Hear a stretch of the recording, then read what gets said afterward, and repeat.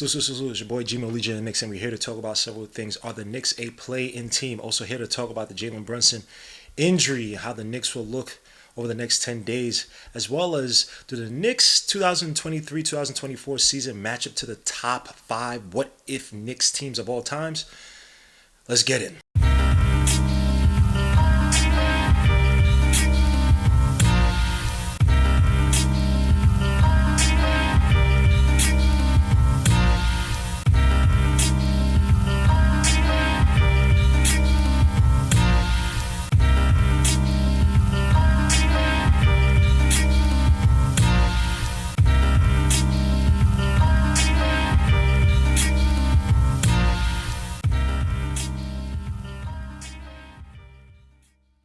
So first and foremost, we got to start off with the Jalen Brunson news. Now today versus the Cavaliers, literally in the first quarter, the first offensive play, he was running. It seemed as if he had some issues bumping into Isaac Okoro's knees once he went up. It seems as an injury to the peroneal nerve, or however you pronounce it.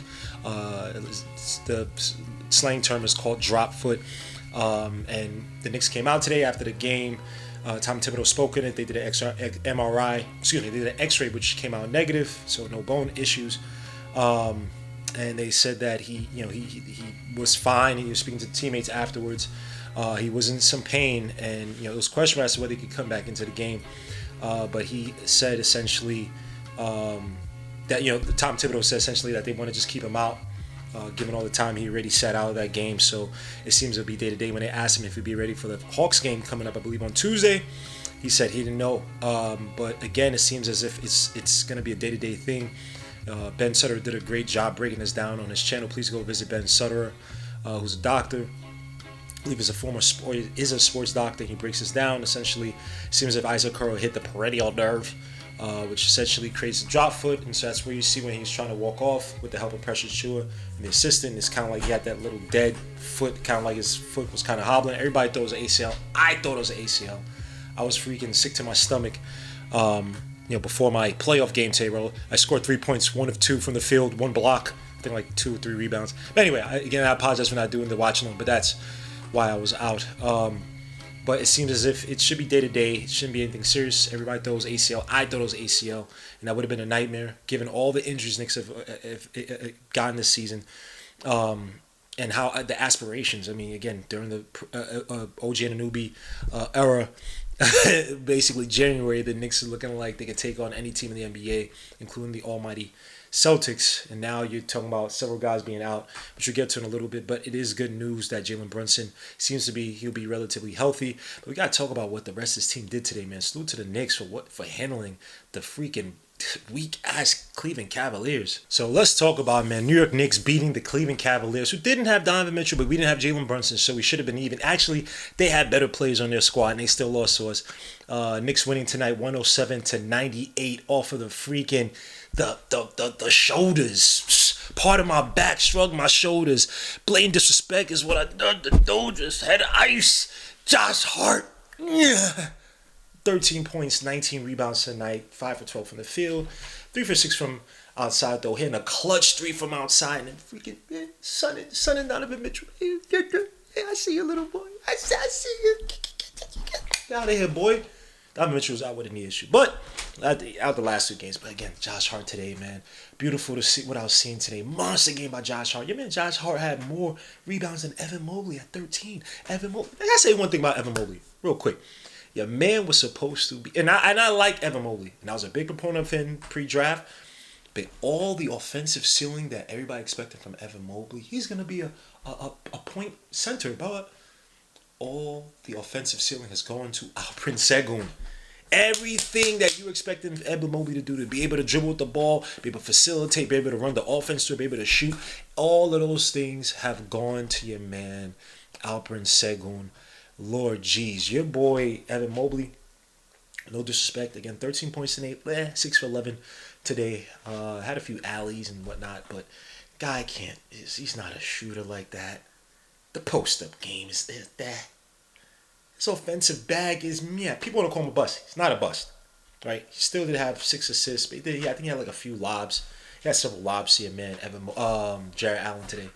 But Evan Mobley, hey yo, he needs to go to Olajuwon school. He needs help badly because what I'm seeing from him, it ain't it offensively. No offense to the brother, he was in the voting for defensive player of the year last season. I think he's always gonna have that. He's a very good help defender, but nah, dog. See, it ain't really brimming with his offensive game right now. But I gotta give it to the Knicks. Grit and grind Knicks. I know it's the Grizzlies' turn, but grit and grind Knicks today, man. Excellent display. Josh Hart, pressure Chua, some viable minutes. I think he had 10 in the first half, if I recall. 14 minutes, 14 points overall for him. Isaiah Hartenstein also had an injury, had to go to the locker room, came out, got in the face, I believe. 8 points, 7 rebounds, 8 assists for Isaiah Hartenstein. I love it when the offense goes to Isaiah Hartenstein. I love to see the pinch post action. I love to see the assists. I love to see the handoffs. Yes. Dante DiVincenzo, 28 points. John B is back. 11 for 22 from the field, 50% from 3, 6 for 14 from 3, 42.9% from the perimeter, 6 rebounds. 6 rebounds, 4 assists, 3 steals. Dante DiVincenzo, sniper gang. I love that play that he had. Missed a 3 in the corner, got his own rebound to finish. You love to see the hustle. You love to see the hustle. You love to see the grit and grind by this team, man. Miles McBride, my son. My done life. 47 minutes tonight, bro. 16 points. What are we doing here? 6-15 from the field. But when you think about it, he had 4 of 9 from 3. So most of the shots from the outside. 1 rebound, 5 assists. And no turnovers, my guy. When they say Tom Thibodeau cannot develop players, I sit up here and I question, what are you guys smoking? What hashish are you guys smoking? Please pass some of that to me. I beg of you. Your man Miles McBride is developing right before our eyes. Off the dribble, catch and shoots. Your man is ranking up there. I believe he's shooting over 40% from 3. I'm pretty sure my done life is shooting above 40% from 3 this season. I know last time I checked the synergy stats, he was shooting a pretty good clip from the catch and shoots. And yes, of course, he's shooting 40.1% from 3. After all the struggles he had last year, after all the people down that he could be a viable player in this team, a viable player in the league, regardless, he's going to be a 4A, a quadruple A type of player, a guy who kills in the G Leagues but can't do anything in the NBA. This guy's giving you viable minutes. This guy's giving you a viable defense, point of attack defense, attacking teams' best guards, and even sometimes some of their wings. And people say Tom Thibodeau can't coach. This whole team, this whole squad was coaching. Even your man Bojan Bogdanovic. 20 points tonight. Bojan Bogdanovic had a 4-point play. Bojan Bogdanovic. 8 for 15 from the field. 1 for 6 from the big. Yeah. But that was a 3 and he got 5. 3 rebounds. 3 assists. And that beautiful play. Tom Thibodeau. You finally open up the brainwaves. You put your man Bojan in the post. You drew the double team. He passes Josh Hart in the corner for that clutch 3 near the end of the game. Put Bojan's butt in the freaking post. He is not a guy who's going to beat you with his dribble at the top of the key. Put him in the post. Put him as close to the basket as you can. If he's not, waiting for a catch and shoot on the perimeter. Is it that hard? Tom Thibodeau. Come on. Anyway. Beautiful game by the Knicks. Even Alec Burks gave you 8 points, even though, shake some. Milton's going to be here in a few days, allegedly, as the Knicks have seemed to sign him off of waivers after he got waived, I believe, from Detroit Pistons. But the Knicks tonight, man, impressive win by the Knicks. Grit and grind. Guys are moving off the ball. You saw Josh Hart in the post pass to Bojan, attack from the top of the key to finish. It was an absolute display of total team basketball. When you have a team's number like that, you have a team's number. And it seems like we have the Cavaliers number now. We beat them 2 out of 1 times this season, obviously in the playoffs last year. We had that number. But Donovan Mitchell, man, look, they just fell out of the second place too. About 3 games below them. They have 39 wins. I believe now we have 36 based on how the table is moved. Right now, Knicks still in 4th. Cavaliers now in 3rd, Bucks now in 2nd. So there's a lot of noise behind the Celtics. And the Knicks is odd because it's like Knicks might have to try to play the games. Now, granted, we're going to get to this a little bit, but guys are expected to come back. Obviously, Brunson with the knee contusion, drop foot, whatever you want to call it. The MMA term for it. You expect them to come back. And then now you've had it with OG Anunoby, Julius Randle, and Mitchell Robinson have all traveled with the team to Cleveland. Maybe things are starting to brew up. Mitchell Robinson was expected to do some contact drills, hopefully soon. Hasn't started yet after the ankle surgery. You have your man OG Anunoby, who just started doing some shooting exercises. Even I'm a little scared of that. Damn, you got the surgery on the elbow. It's one thing, but damn, you just starting to do some shooting activities, which I get a little bit scared of OG Anunoby, man. Just one of these guys always gonna have these weird joint issues and whatnot. He's had that all throughout his career. That scares me. But Julius Randle, probably the most important news. Julius Randle is now doing. They're starting to hit him with the pads to see how well he takes the contact, and I'm happy about it. Trust me, I swear on my life, I'm extremely happy. But we are starting to run into a weird conundrum with Julius Randle. So Julius Randle does have his contract coming up in 2025, 2026, where he has a player option for around 29 million. And so when you look at what the Knicks are trying to do this season, obviously if guys can come back healthy, it would be an extremely special season. Julius Randle, the $29 million option has two choices. He can sit out and not get the surgery, try to go through it, try to play through the pain, and try to give as good of a performance as he can in the playoffs. Now they said that some of these guys expect to come back in March, early April, but the Knicks seem to keep pushing the timeline. So that's the word on the street, but they keep pushing the timeline. So you take that with a grain of salt. But again, back to Julius Randle. With Julius Randle, you try to come back, you try to play through it. Now, granted, Julius Randle has not been a great playoff performer. We saw last year when Julius Randle's not 100%, he's basically a big-ass decoy. You know what I'm saying? He's freaking Terrell Davis with the migraine with the Denver Broncos back in '98. He's just there out there, right? And no offense, he just didn't have a great performance last year in the playoffs. And you have to take it as, all right, if you play this year, the downside is that according to Stephen Bondi, who did some research and found out that players who don't get surgeries on messed up shoulders and dislocated shoulders, when they don't get surgery the year after, their performance dips. Now, he said there's some mixed results to it, but it seems as if the data favors that you get the surgery, so next year you come back in better condition versus if you didn't. Julius Randle doesn't get the surgery, he has a bad player, comes back next year, doesn't play well, then maybe has to take another year for it to properly and fully heal. And we're talking about that year of 2025-26. Now he's going to be looking like, damn, I'm probably not, I have to take this $29 million option. Which you give me $1 million to sit on the bench, I'll do that. I'll do that anytime you want. But for him, you're talking about a guy who's probably thought that he's taking a lesser contract initially, after his All-NBA year, and the team, the team kind of rubbed the wrong way, giving Kemba Walker the whole jersey walkout and all that stuff and blah, blah. He's like, damn, son, I took this sweetheart deal for you guys. You guys streaming like this?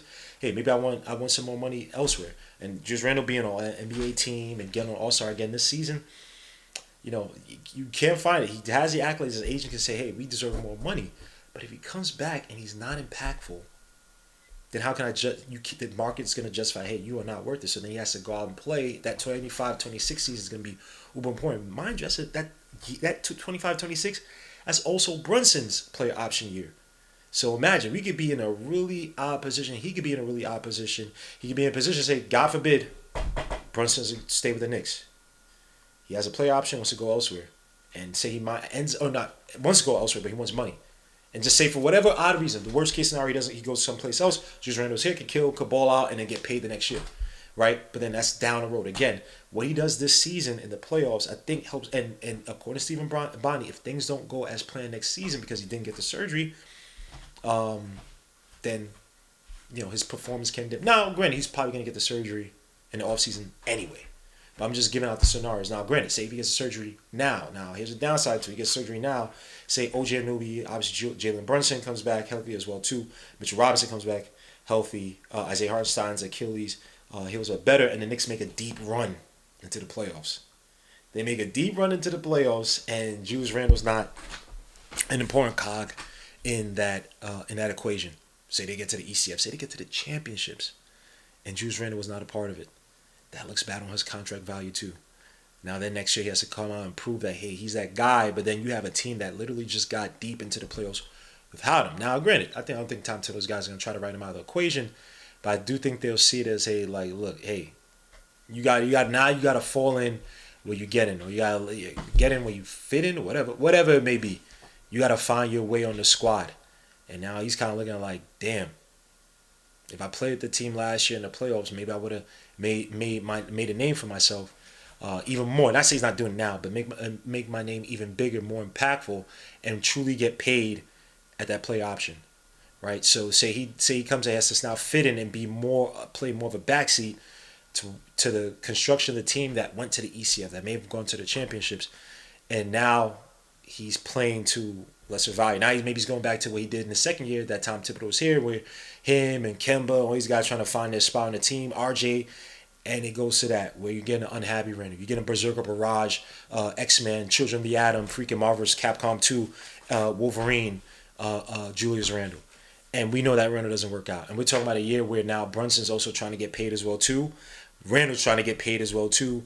And these guys are both fighting for it. You got Brunson who just led this team, like I said, hypothetically to the ECF or to the championships. And Randall's like, yo, I'm trying to get paid. I've been a part of this team. I've been a capo here. You just got here.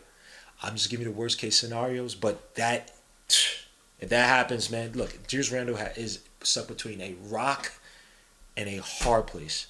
I don't envy his position, but to me, what I would say for him to do is to get the surgery so he's 100%. Because you in the playoffs, you're talking about playing Miami Heat, you're talking about possibly playing like a team like the Magic, who I don't want to play. Those teams are gonna be headhunting Julius Randle's right shoulder all series. They're gonna be physical with him.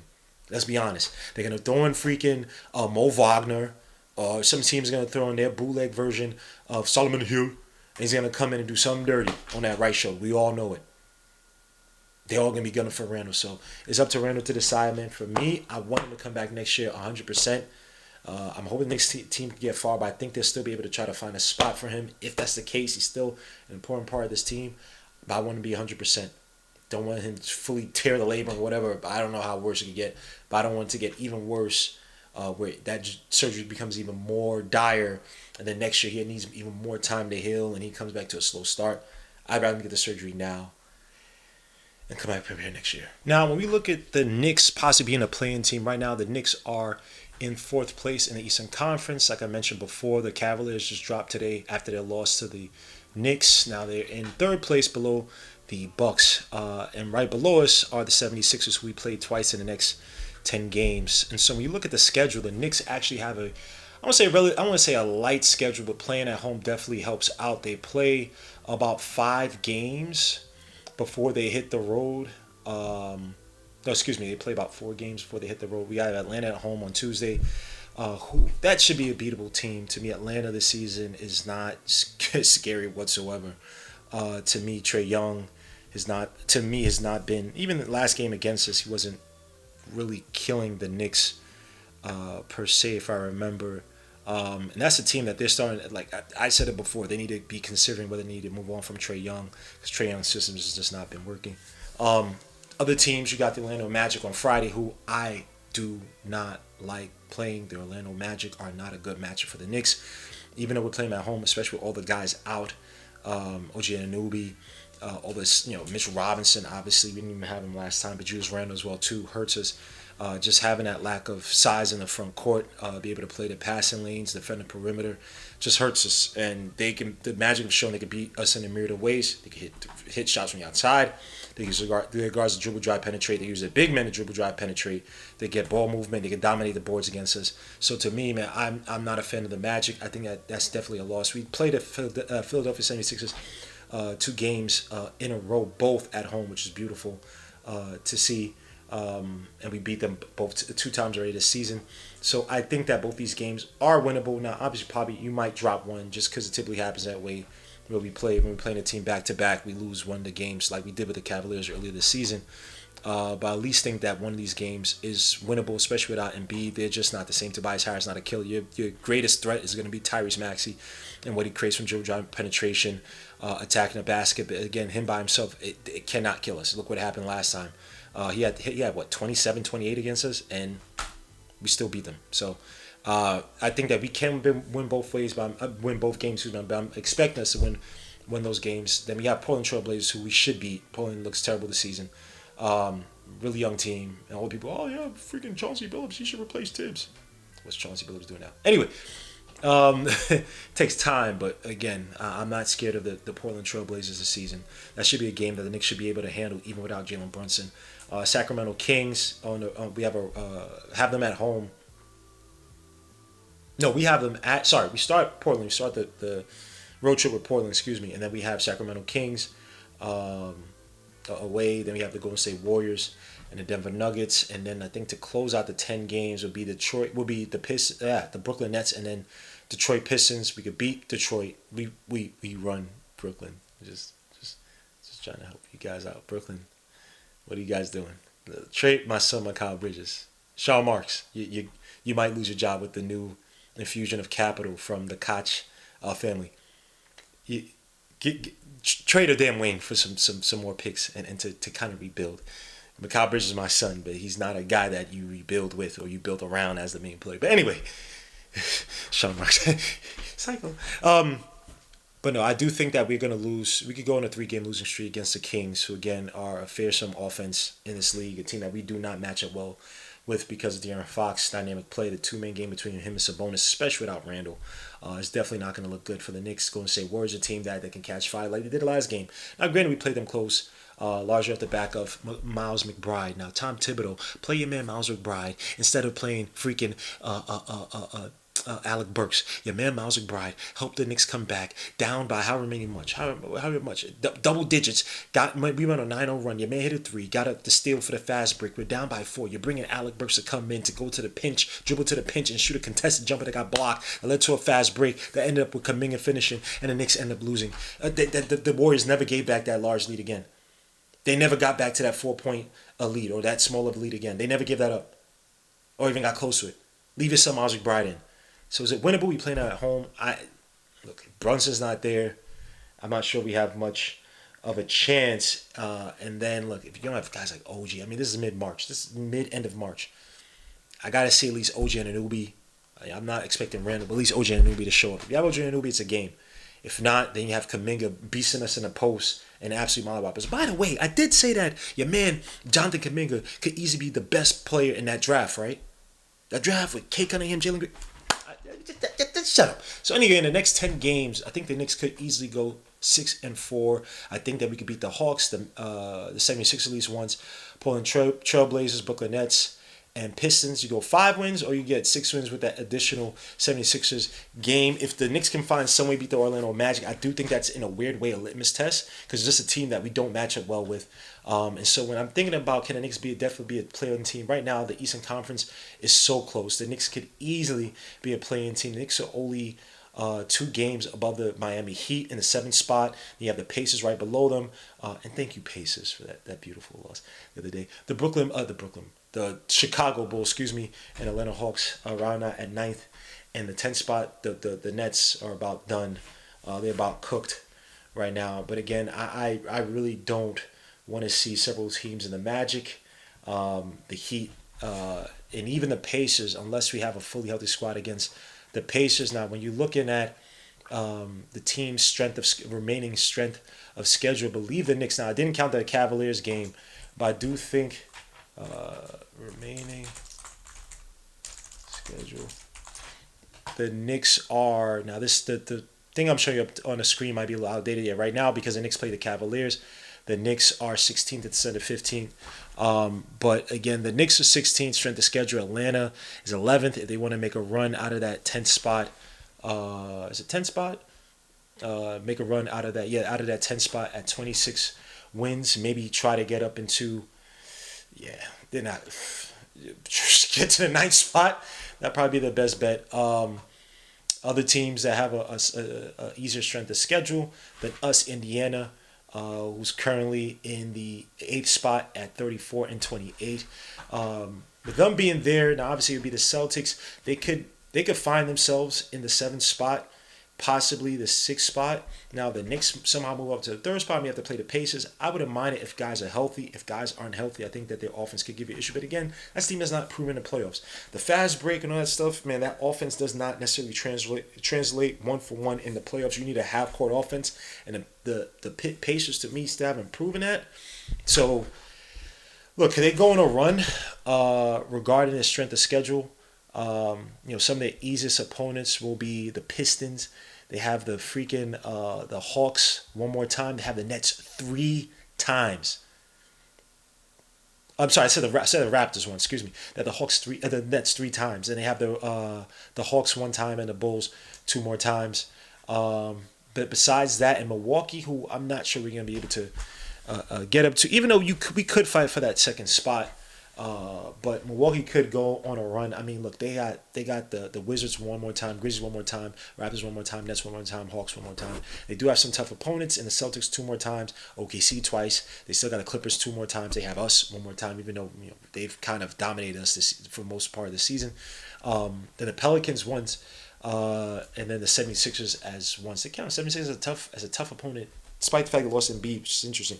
So again, the Knicks could easily find themselves, in that third spot. But once you're in that third spot, do you want to face the Magic, who are currently right now in the sixth spot? Again, we don't match up well with the Magic. I'd rather try to avoid the Magic in the first round, unless guys are fully healthy again. But unfully healthy Randall, or not fully, but a 85% healthy Randall. OG Anunoby's not healthy, man. That's gonna be a nightmare matchup. I'm just sorry. I know they're unproven in the playoffs, but unproven versus hobbled, and our best players are out. Think about this. We have at one point we had what, 5, 6 of our most important of our top players out. Randall, Mitchell Robinson, OG Anunoby. You had Bojan out as well too. You had Isaiah Hartenstein out as well. That wow. What Tom Till's been able to do with this team, man, is, I won't say it's anything extra miraculous or anything like that, but give that man his flowers in terms of coaching. Be able to run this ship and to keep the Knicks elevated this long with so many key players out, man. So many other teams would have faltered. Sheesh, look at the freaking. No, let me chill. Look at the freaking Mavericks, who didn't help us today. Losing. We need that pick, which could be a high pick now because it's top 10 protected. But we need that pick. You gotta get Ryan Dunn from freaking Virginia. But anyway, that's a conversation for another day. So again, right now the Knicks, with some of the guys who are still fighting for a spot, or trying to move up, you still have the Miami Heat at the 29th hardest schedule, so they could again falter. And again, Miami Heat are not, I don't think they're the same threat as they were last year, but again, they worked their way through the plan. They're a different team in the playoffs. They lost Max Strus, they lost Gabe Vincent, but again, they find ways to win. Now they have Jaime Hesquez. Got my man injured. That was also Randall's fault. He should have just passed it to Jalen Brunson in the corner. But that's the conversation for another day. Whatever. Or was it Dante or was it Jalen? I can't remember who was in the corner of that game against Miami. Anyway, Miami has a tough strength of schedule remaining. They have the OKC Thunder one more time, Denver Nuggets one more time, Cavaliers twice, the Knicks one more time, Pelicans one more time, and the 76ers. I do want to see real quick what Miami has done against the Cavaliers. Aren't they 1-1 against the Cavaliers this season? I just want to make sure real quick what they're doing against the Cleveland Cavaliers. I believe they're 1-1 against the Cleveland Cavaliers. Obviously, that's with Donovan Mitchell, but this season they are 1-1 against Cleveland Cavaliers. So again, that could be a toss, especially with a healthy Donovan Mitchell. Definitely could help bury the Heat further down in the standings. But again, the Knicks could find themselves in that 7th spot. Again, the Heat have a tough strength of schedule. Pacers have a relatively easy one. I don't trust the Bulls to really make a run at 28 wins. They're stuck. I mean, they're 6 games below the Pacers, not really going to move. So it's really that 7 8 spot the Knicks could drop down to if guys aren't healthy, guys don't come back 100%, and this team begins to falter. And again, I mentioned the 4 stages of this team. I just want to show this off one more time because I did so much work on this. I just want to show off this thing real quick, man. The 4 stages of the Knicks season. Now, obviously, it's missing the pressure and truer size, counting not this Cavaliers game that came up tonight. And the reason why I do it because sometimes the stats don't update. The rest of the stats don't update until tomorrow. So I just left that as is. But again, the 4 stages. The beginning with Mitchell Robinson. You had your man Jalen Brunson, but Randall's kind of struggling. He had some inconsistent performances coming back from the ankle injury. You see the rankings there. We truly solidified ourselves as a 3-point shooting team, as you can see up there. But overall, just the wins and losses, we kind of had a mixed run of it. Again, our points, we weren't this high scoring team, despite the fact that we had one of the best offensive ratings in the league, largely because of our rebounding. Mitch Robinson was on an absolute tear, averaging 10 rebounds a game, 5.1 contested. 5.1 rebounds, I think offensive rebounds a game, which he led the league in. He led the league in offensive contested rebounds. He led the league in box outs. I mean, going on an absolute ridiculous Hall of Fame run. And then he gets hurt. Right, played up till I think the December 8th, got hurt. Then you have Don DiVincenzo starting. Mr. John B. I don't listen to what people say. John B came in, started mixed record. Now obviously we're missing guys like Mitchell Robinson. Um, we it was, I think he started. It was that Bucks game. I want to say it was that Bucks game where your man Brunson had 47 and the Knicks still lost. Where they're giving Damian Lillard some BS calls and Knicks couldn't find a call to save their lives. But anyway, mixed record. Our defense kind of took a step back. Our 3-point shooting also kind of faltered as well too, which is weird because we had Don DiVincenzo there, but we just weren't eating as much. And then you get to the beautiful joint January 12-2 with with OG Anunoby, Precious Achua coming through, being traded here for RJ Barrett, IQ. You mean your man OG Anunoby, the defense. We have the number 1 defense in the league, number 2 in plus minuses. We have 4 guys I believe in the top 5 or something like that in terms of plus minuses during that run, which was ridiculous. Offensive rating was beautiful. I mean, we were rebounding, crashing on boards, shutting down teams. Teams were scared of the Knicks. Oh, I don't want to face the Knicks. That awful. They clog the passing lanes. They freaking collapse the defenses in the paint. Even the closeout defense was a lot much more improved. Like, bro, we went on that beautiful 12-2 run, and we weren't even a high scoring team like that. And then now we lost in the wilderness, man. Lost in a lost world. As I can't even move my lower thirds, I messed that all up. But right now, man, it's right now the Knicks are trying to fight to see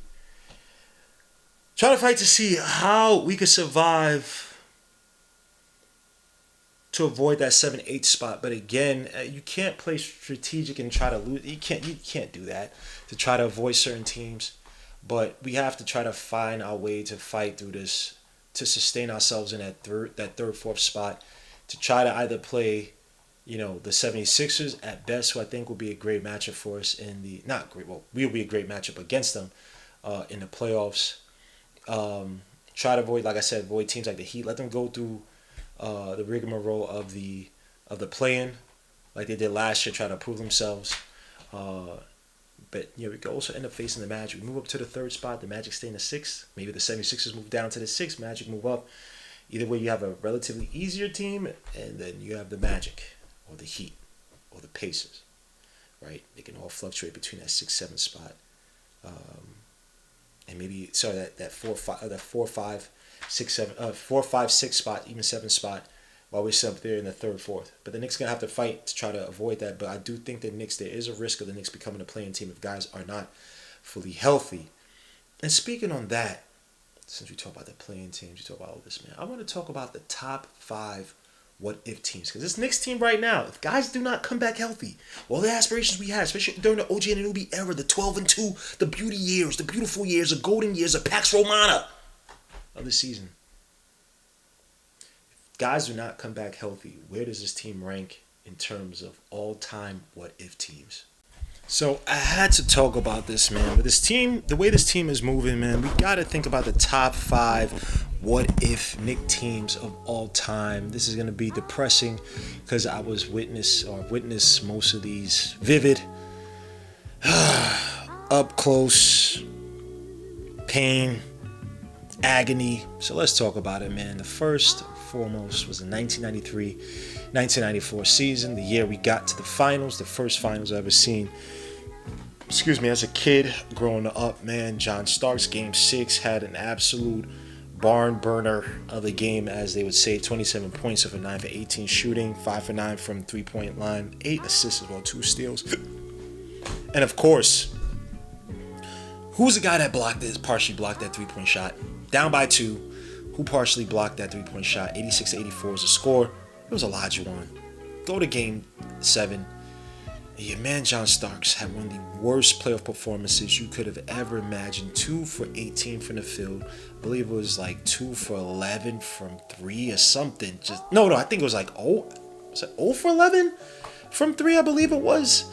He only had 8 points. You had Pat Riley talking about how he regretted playing Starks for 42 minutes, saying that he regretted not playing Ronaldo Blackman, who didn't play all postseason because of a dispute that he had concerning players' wives traveling with the team. And I mean, it absolutely burned him. That was the Knicks were up 3-2 in that series and literally let the series slip before them. And that has to be one of the more painful ones. I remember my cousin was crying If I remember as a kid, I remember my cousin was crying. This is a female. So I know people all females, right? No, even my cousin felt that, and she didn't even care about sports like that. She felt that like, wow, we let that go, man. No, that was this year the Rangers won too. Rangers and Knicks winning in New York, man. You would have to probably shut the city down. I know people think, oh, Rangers are beloved in New York. Rangers and the Knicks winning, nah, but wasn't meant to be. 92-93 New York Knicks. Eastern Conference Finals versus Chicago Bulls. The Knicks won the first two games. And your man Jordan was exposed for traveling AC to gamble before the Game 2 loss. Damn, you that addicted to gambling? You had to travel to AC? Dude, for anybody who's not from the New York tri-state area, AC is not a nice place to go to. Yes, you can gamble, but it's not pretty. It's very dungy. It's very in the gutter. So if you really had to go out to AC just to lose some hands at blackjack hey man, Jordan was a different animal. I ain't gonna lie, but damn, son, y'all remember Jordan got some favorable games? Maybe some favorable calls after that. Remember, okay, the first two games, game 1 he shot 6 free throws. Game 2 he shot 13 free throws. He really toiled. First game I believe he had 27 points for 37% shooting from the field. In game 2 he had 36 points, but he had to take it on 32 shots. That's terrible, 37.5% from the field. But game 3, I mean, he still scored absolute garbage. Game 3, 21 points for 18 shots, but he had 17 free throws, made 16 of them. Amazing. Game 14, he found a stride, had 54 points. But he had 14 free throws that game. So it's just like, hey, let's make sure Jordan kind of gives. And I believe I want to say game 3, Pippen 8 in that game, if I remember. But then game 5, everybody knows game 5. The pain of game 5. The worst thing that happened to a player. A guy who was already maligned for being soft, already accused of being a player who didn't have much grit, wasn't truly a pat rally guy who sit and read books and all that stuff. He wasn't the Charles Oakleys, Aiden McDaniels, who they didn't even freaking resign after the 91-92 season. Let him go to Boston. Stupid. But I don't know why they did that. But Charles Smith, the 4 rebounds. Down by 1? Was it? Sorry, he had the 4 layups, the 4 missed layups right underneath the basket. Now, I'm saying it's not the easiest, but golly, dogs, you gotta try to draw a foul on one of them. Gotta do something to get some buckets. You right under the basket. You couldn't do nothing underneath the basket, my guy. Nothing. Got blocked 4 times. After that, it was never the same. It really wasn't really the same for him, man. That was kind of like your Nick Anderson moment, if I would put him in the same category. But yeah, Charles Smith was never the same, man. And you have to think about it this way too, man. The Knicks go on to beat the Bulls. They would face the Phoenix Suns, who they were 1-1 with in that season, in the regular season. Now it would have been the number 1 offense versus number 1 defense in the Knicks. Number 1 offense in the Suns, number 1 defense in the Knicks. Now, it would have been a close series. I ain't gonna sit up here in front. It would have been beautiful though. The beautiful offensive game, Kevin Johnson, Charles Barkley. Come on, man, Dan Marley.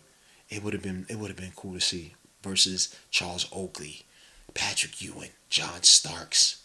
Damn, that would have been a lovely series to watch. Charles Barkley trying to show off that he's truly the best player in the league, the MVP guy. Kind of went on to not prove it, but kind of get exposed a little bit when he played Jordan and lost to the Bulls that year. But it would have been beautiful to see the Suns versus the Knicks. Please leave in the comments who you think would have won in that 92-93 championships if the Knicks beat the Bulls and got to the finals versus the Suns. 96-97 team.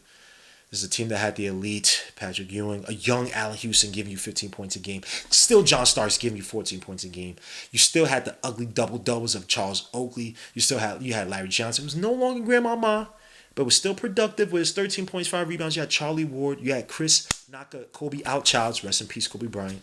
And you had a team that's still the one of the more elite defensive teams in league, number 2 in defensive, number 2 in defense that season.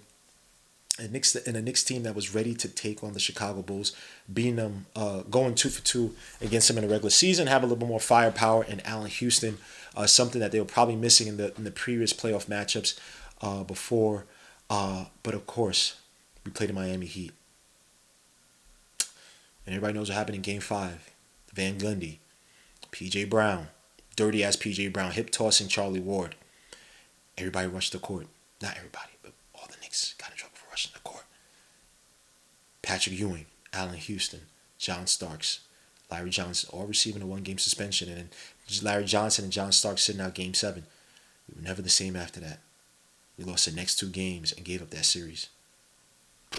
That one hurt because I feel like that was probably, outside of 93-94 team, that's probably our best overall team. You still had an elite Patrick Ewing, probably the last eliteness, truly all season eliteness of Patrick Ewing. You still had John Starks, who's still productive, still crazy in the head a little bit in terms of his shooting and jacking up shots, but you had a young Allen Houston, the calm, what you wish John Starks would be. So you kind of had fire and ice compliment each other. But yeah, Larry Johnson, man.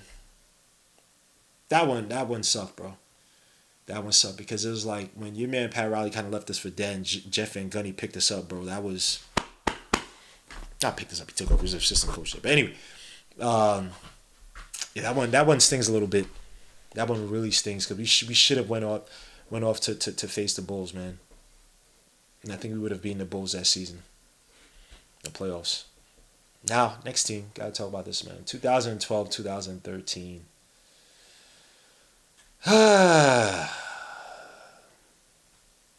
Yeah, 54 wins, first LA division. Finally beat the aging, dying out Celtics. Remember, we wore the stupid funeral sweep them, whatever that thing is, a suit, the gray suits that JR and Melo wore. But that season, man, things were starting to come full circle for the Knicks. Remember, J.R. Smith was starting to become one of the better shooting guards at the end of the season. A guy was taking measured shots, not being the hothead, not being the idiot that's typically seen as being in other stops, and even with the Knicks. Carmelo Anthony was having a freaking stupid season that year, almost putting up 30 points a game, 45% from the field, 38% from three. Probably his most efficient season of his career, if you think about it. Again, all-star, MVP type level season for your man Carmelo Anthony. Tyson Chandler with the beautiful Bill Russell type rebounds. Pre-injury Iman Shumpert, who does not get enough respect for probably being one of the more exciting role players in the league. I remember this guy. You give him a defensive matchup. Have fun. Whoever's guarding him, have fun. Pre-knee injury Iman Shumpert was not fun to play against defensive. This guy was hounding everybody. Maybe that stupid eraser head flat top. Man, I miss that Iman Shumpert, man. Shoot Iman Shumpert for that, man. Discount double check Steve Novak. Run them elevated plays, run them curls to the wing for him, man. That was beautiful. And also Jason Kidd. Oh, first of all, Suta, who should have been here 5 years, 10 years earlier, Pablo Prigioni, who hit 2 threes, I think it was in Game 3, to win that game, to salvage the series. That was a game I actually got tickets to watch him, so Suta him for that, because that would have been terrible if I went to a game and they lost terribly. But Suta, Pablo Prigioni, also Jason Kidd, had a crazy scene that first season with the Knicks. Literally just gave it his all in terms of, look, I'm going to give you 3-point shooting. I'm a guy to see him. I'm going to be able to facilitate, help you run the offense. I'll be your coach on the court for Mike Woodson. Him and Carmelo worked perfectly. But of course, and you know who you're supposed to play that season? We went 3-1 against that season. Oh, great team! They're gonna win 7 championships. Miami Heat. We were mollywhopping the Heat that season. Your man LeBron had nothing for Melo. All that German engine. Let me chill. Allegedly, all that engineering, all that whatever for your man LeBron James. Melo was like, yo, bro, this is basketball. I don't gotta do the Ivan Dragos, son. I got the Ivan Slagos. That doesn't even make sense. And that was whack. I apologize. But yeah, your man Melo, that mid-court Melo, mid-range Melo, post-up Melo on LeBron James, cooking him. No one wanted Melo that season from the Heat. But of course, who do you have to play?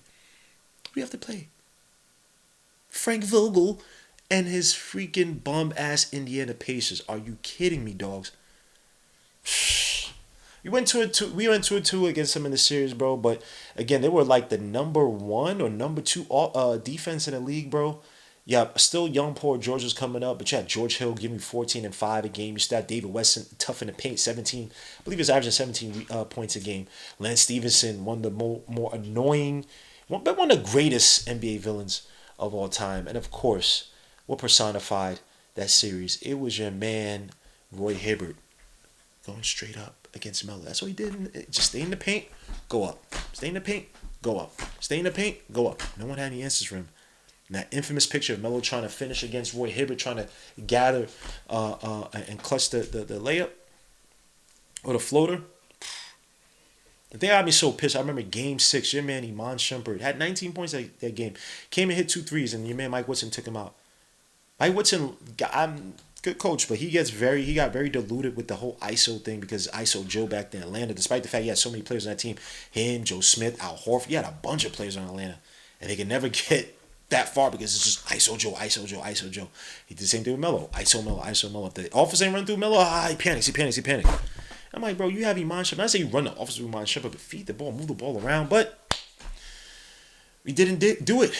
And if we would have beaten the Pacers, man, that would have been a legendary. The Pacers went on to lose, I think, 4-3 against the Heat. We play the Heat, bro. Give me that. Give me that. Unless you're going to give all the calls like I did to Dwayne Wade when we played in that series against the championship against the Mavericks. Give me that Heat against the series. I'm telling you. Melo on the major stage like that against LeBron, the guy that I said was better than me, despite having better rookie numbers than this guy. The guy saying he's a better basketball player, but this guy don't got no jump shot. He don't got no post-up game like I do at this point in my career. I got a college championship. Nah, you're not gonna expect him like that. Now, granted, we had to play the Spurs, but the Heat beat the Spurs because of the rebound off the free throw. Your man Tim Duncan wasn't in there to kick it out to Ray Allen. He ties the game. You see all them fake ass Heat fans really left the arena. I think would have been a matchup against the Spurs. Tim Duncan, Tony Parker, freaking Kawhi Leonard. Would have been a tough matchup, but I think the Knicks would have had a chance. But unfortunately, just had to run into the Pacers obviously last season. Last but not least, 2022, 2023, New York Knicks squad that had the Jalen Brunson introduce himself to the world. Randall coming back from a bumpy 2021-22. RJ having to prove to the world that he belongs on the Knicks after Donovan Mitchell rumors. IQ trying to prove that he's a starting point guard. Mitch Robinson proving that he could be an impactful player and he can stay healthy for the playoffs. Stars aligned for us to meet up with the Celtics. We mollywopped that season 3 out of 1. And I'm telling you, if we played the Celtics, we would have mollywopped them. We would have played the Nuggets with a relatively healthy team. It'd go either way. Now, the Nuggets were just on a different plateau last season. But again, the Heat were a team that moved them, that got up through the play-ins. Now, granted, look, the Knicks beat the Cavaliers, beat the living soul, Shang Tsung the soul out of Cavaliers, man. That Cavaliers team mollywopped them. And then the Miami Heat, right? We beat them 3 times regular season. Obviously, the Jews, was that the Julius Randle buzzer beater, or was that last year? I think that was last year, the buzzer beater when he shot the 3 in the regular season, if I remember. And then playoff time comes, and everybody besides Brunson and R.J. Barrett forget how to shoot the basketball. Josh Hart couldn't shoot. Nervous to shoot. Oh, I got the ball. Oh. IQ. Quentin Grimes had the shoulder injury. Randall. Everybody. Miles McBride wasn't ready like that, like he is now. Couldn't do anything besides Brunson and RJ. And of course, what happens, man? You have freaking Caleb Martin, Duncan Robinson, Max Strus killing us from the outside. Jimmy Butler going to Jimmy Butler, playoff Jimmy Butler, which is ridiculous. And then obviously Bam. Bam didn't even have a good playoffs until our series because remember he struggled mightily against the Bucks. I think his last game was solid against the Bucks, but I remember him struggling against the Bucks. The man because Giannis didn't want to freaking take the ball and get fouled and go to the free throw line, try to make that pass or whatever to Chris and got stolen and then your man Bam started to find his way against the Knicks, all right. Find his effing way against the Knicks. Played dirty, defended us extremely well. Played dirty, hit from the mid-range, so they just had our number. And again, if we beat the Miami Heat, the Knicks, I think mollywopped the Celtics. We mollywopped the Celtics. I'm sorry, the Celtics were not scary last year, man. It is what it is, and we had their number. The 38-point game from IQ against, bro, we had their number. The game winner by R.J. Barrett, we had their number. But we had to run into the Miami Heat, who've always been a thorn in our freaking sides. But guys, that's the show for today, man. I appreciate you guys stepping through. Please to like, subscribe to the channel. Make sure to hit the dark notification bell so you get each and every notification for each and every video. Please also go to underdogfantasy.com and use the code word Legion LOK to get matched up to $500, not $100, $500. You see how we be winning money here. Get matched up to $500 on your first deposit with Underdog Fantasy. And follow me, as I love to put out bets and all the little prop bets and stuff that I do. We win money over here, so please follow me. Legion and Knicks. Guys, leave your comments, man. Let's talk about the Jalen Brunson injury. Let's talk about the game versus the Cavaliers. Let's talk about the upcoming schedule. The Knicks are going to be in the play-in. Can we sustain ourselves in the fourth spot? Maybe get to the third spot, given our schedule. We're right there, the 16th spot regarding strength of schedule. So please let me know your thoughts. But guys, I appreciate you. Peace, Lou. God bless, and I'll see you guys later.